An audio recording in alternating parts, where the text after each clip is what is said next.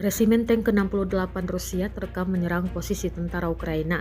Rekamannya diunggah di Telegram pada Kamis 6 Februari 2025. Dalam keterangan unggahan disebutkan, selain tank, awak senjata artileri Angkatan Bersenjata Rusia juga menghancurkan personel dan depot amunisi dari Brigade Udara Terpisah ke-46 Angkatan Bersenjata Ukraina dan memastikan kemajuan infanteri Rusia di desa Datsnoye.